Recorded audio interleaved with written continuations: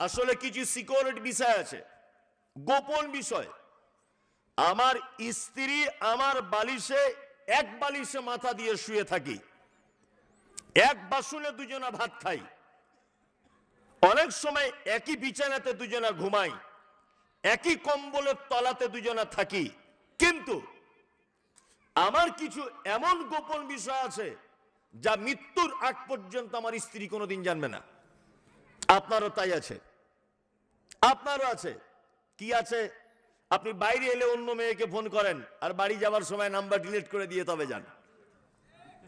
হ্যাঁ, বাইরে এলে অন্য মহিলাকে ফোনে গল্প করেন, অন্য স্ত্রীদের সঙ্গে অন্য মহিলাদের সঙ্গে ফোনে সময় দেন, আর ঠিক রাত্রি বেলাতে বাড়িতে ঢোকার আগে নয় ব্ল্যাক লিস্ট আর নয় নাম্বার ডিলিট। আচ্ছা, এটা কোনোদিন আপনার স্ত্রীকে বলতে পারবেন যে আমি আমার গার্লফ্রেন্ড বা বয়ফ্রেন্ডকে ফোন করি? বলতে পারবেন? বলে দিলেই সংসারে বিনা দেশরায়ের আগুনে আগুন জ্বলে যাবে।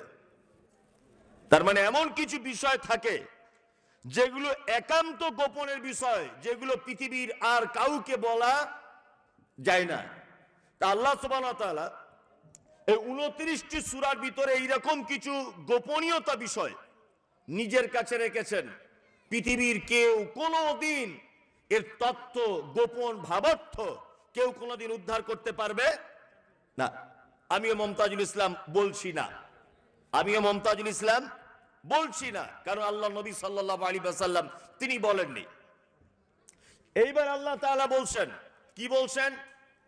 কিতাবুন উনজিলা ইলাইকা ফালা ইয়াকুম ফি সাদরিকা হারাজুম মিনহু লিতুনদিরা বিহি ওয়া যিকরা লিল আল্লাহু আকবার। আল্লাহ সুবহানাহু ওয়া তাআলা বলেন যিকরা লিল মুমিনিন। আল্লাহ সুবহানাহু ওয়া তাআলা মুহাম্মদ সাল্লাল্লাহু আলাইহি ওয়াসাল্লামকে বলছেন কিতাবুন, এটি একটি কিতাব, উনজিলা ইলাইকা, যে কিতাব আপনার উপর অবতীর্ণ করা হয়েছে। ফালা ইয়াকুম ফি সাদরিকা হারাজুম মিনহু লিতুনদিরা বিহি ওয়া যিকরা লিল মুমিনিন। আপনার দায়িত্ব হলো এই কোরআন মানুষের কাছে পৌঁছানোর ব্যাপারে আপনি যেন কোনো ভয় ও ভীতি আপনার অন্তরে যেন আশ্রয় না পায়, এবং আপনি কোরআনের দাওয়াত মানুষকে দেওয়ার কারণে যদি আপনার কোনো রকমের বিপদের আশঙ্কা থাকে তবুও আপনি কাউকে ভয় করবেন না। আল্লাহ মুহাম্মদ সাল্লাল্লাহু আলাইহি ওয়াসাল্লামকে বলছেন, আর লাস্টে কি বলছেন? যিকরা লিল মুমিনিন। আল্লাহ তাআলা বলছেন মুমিনদের জন্য পবিত্র আল কোরআনে রয়েছে অসংখ্য উপদেশ। এখানে কয়েকটা কথা। এক, আল্লাহ সুবহানাহু ওয়া তাআলা বলছেন এটা একটি কিতাব। এটা কি কিতাব? পৃথিবীর অন্যান্য সমস্ত কিতাবের থেকে কোরআন হচ্ছে একটা স্বয়ং সম্পূর্ণ কিতাব, যে এমন একটি কিতাব যে পৃথিবীর অন্য কোন কিতাবের উপরে নির্ভরশীল নয়।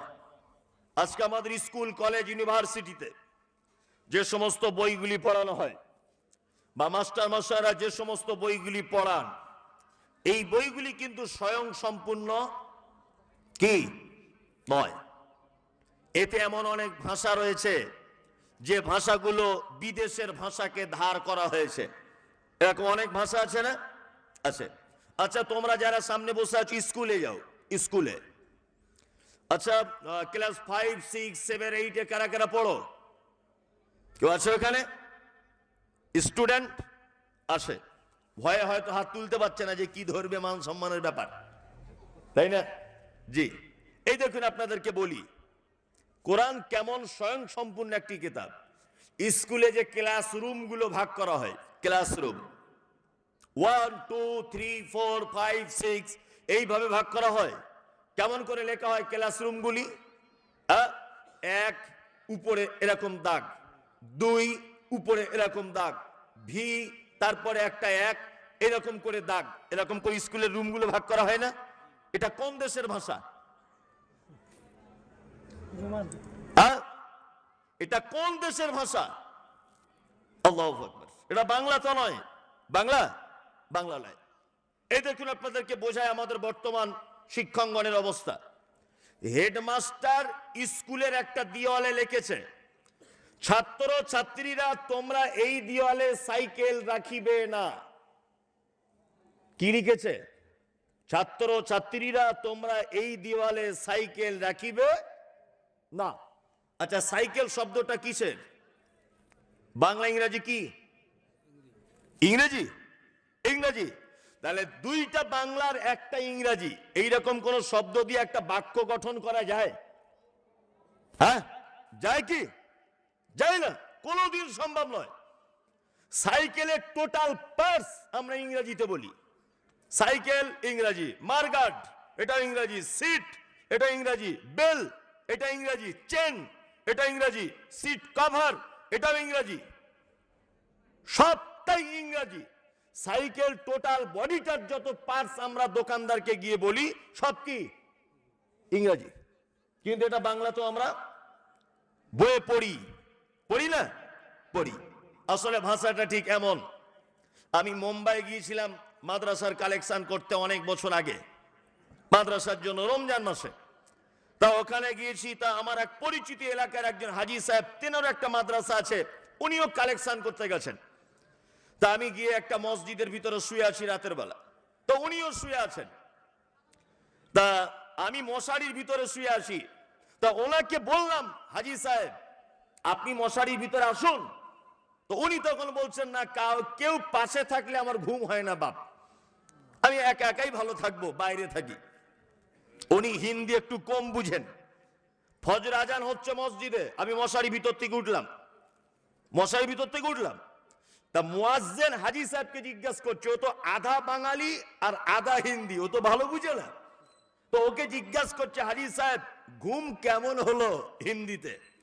হাজি সাহেব তখন বলছে, ঘুম জিয়াদা হতা হয় লেকিন মশা খুব কামড়াতা হয়। কি বললাম বুঝলেন না? মশা খুব কামড়াতা হয়। আচ্ছা বলুন তো, এটা হিন্দি ভাষা হলো না মিক্সচার হলো? মিক্সচার, তাই না? তা পৃথিবীতে যত শব্দ আমরা ব্যবহার করি বাংলাতে, এগুলো কি অনেকটা মিক্সচার। পৃথিবীতে একটি মাত্র কিতাব আছে যে কিতাবের ভিতরে কোন দেশের ভাষা অংশগ্রহণ করেনি। পৃথিবীতে অন্য কোন শব্দ, অন্য কোন দেশের কোন একটি শব্দ, একটা অক্ষর এতে ঢোকানোর প্রয়োজন হয়নি। স্বয়ং সম্পূর্ণ এবং সমস্ত কথাটাই কার? কার? আল্লাহ সুবহানাহু ওয়া তাআলা। এখান থেকে আয়াত থেকে আমরা একটা জিনিস জানতে পারলাম, যে কোরআনের দাওয়াত মানুষকে দিতে গেলে সমস্যা হবে।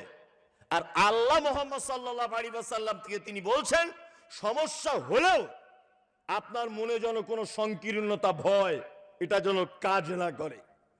তার মানে আজও পর্যন্ত কোরআনের কথা বলতে গেলে সমস্যা হবে কি হবে না? হবে কি হবে না? হবে। আপনারা জানেন, আপনারা জানেন খুব ভালো করে যে সারা ভারতবর্ষের এই মুহূর্তে সব থেকে বড় যিনি চোর, তার নাম হচ্ছে নীরব মোদী। পাঞ্জাব ন্যাশনাল ব্যাংকের 1,000 কোটি 11,000 কোটি টাকা চুরি করে তিনি বিদেশে চলে গেছেন। আপনারা জানেন, আপনারা জানেন যে আমাদের দেশে একজন কৃতি সন্তান জন্মগ্রহণ করেছিলেন, আজও আছেন বেঁচে, যার সামনে পৃথিবীর কোন বিদ্যা টিকে থাকতে পারে না, যার সামনে কোন জ্ঞানী লোক দাঁড়াতে পারে না। তিনি হচ্ছেন ডক্টর জাকির নায়েক। 11,000 কোটি টাকা চোর নীরব মোদী, তিনি পুনরায় আবার দেশে এসে দিব্যি ঘুরে বেড়াচ্ছেন 20 জন সিকিউরিটি ফোর্স নিয়ে। কিন্তু বড় দুঃখের বিষয়, ডক্টর জাকির নায়েক, যার নামে কোন রকমের অভিযোগ নেই, কোনদিন কোন মেয়ের ওড়না ধরে টানেনি, কোনদিন কোন মসজিদ মন্দির নিয়ে ঝামেলা করেননি, কোনদিন অন্য কোন জাতির উপরে টার্গেট করে কোনো কথা বলেননি। লোকটার একটাই মাত্র অপরাধ, শুধু কোরআনের বাণী মানুষের কাছে পৌঁছে দেওয়ার কারণে মিথ্যা অপবাদ দিয়ে তাকে দেশ ছেড়ে চলে যেতে হয়েছে। তার মানে কোরআনের কথা বললে বিপদ আসবে। আর একটা কথা বলি, আপনারা জানেন বাংলাদেশ এমন একটা দেশ যারা পীরের জন্ম দেয়। পীর, বাংলাদেশ মানে গ্রামে গ্রামে পীর, তাই না? আমাদের পশ্চিম বাংলাতেও হাজারো পীর সাহেব আছে, আপনারা দেখেছেন কোনদিন কোন পীর সাহেবকে ধরে জেলখানাতে ভরা হয়েছে, বা কোন পীর সাহেব জলসার স্টেজ থেকে অপমান হয়ে বাড়ি গেছেন? এটা দেখেছেন? দেখেননি। কিন্তু এটা আমার দেখা, সারা পৃথিবীতে যারা সঠিক হাদিস এবং কোরআনের দাওয়াত মানুষকে দিয়েছে তাদেরকে জাতির সামনে অপমান করা হয়েছে এবং তাদেরকে কষ্ট ধৈর্য সহকারে মেনে নিতে হয়েছে। আপনারা জানেন বাংলাদেশের প্রখ্যাত আলেম আপনার আব্দুর রাজ্জাক বিন ইউসুফ 5,000 কোটি টাকার মামলাতে তিনি ফেঁসেছেন। আপনারা জানেন সারা বাংলাদেশের সব থেকে বড় আলেম ডক্টর আসাদুল্লাহ আল গালিব, দীর্ঘ টাইম ওনাকে জেলখানার কুঠুরিতে কাটাতে হয়েছে। আপনারা এটাও জানেন যে বাংলাদেশের একজন বিখ্যাত আলেম মোজাফফর বিন মহসিন, ওনাকে দীর্ঘদিন যাবৎ জেলখানার কুঠুরিতে কাটাতে হয়েছে। আপনারা জানেন বাংলাদেশের প্রখ্যাত আলেম আল্লামা দেলোয়ার হোসেন সাইদি শুধুমাত্র কোরআনের সত্য কথা মানুষের সামনে বলার কারণে জেলখানার কুটিতে এবং আয়না ঘরে থেকে বাকি জীবন দীর্ঘ সময় ধরে কাটাতে হয়েছে। তার মানে এই দেশের মাটিতে নয়, সারা পৃথিবীতে যারাই যেখান থেকে কোরআন এবং হাদিসের সহি কথা মানুষের সামনে বলে দিয়েছে তাদেরকে জাতি কোনোদিন মেনে নেয়নি। মুহাম্মদ সাল্লাল্লাহু আলাইহি ওয়াসাল্লাম কেউ পর্যন্ত জাতি মেনে নেয়নি।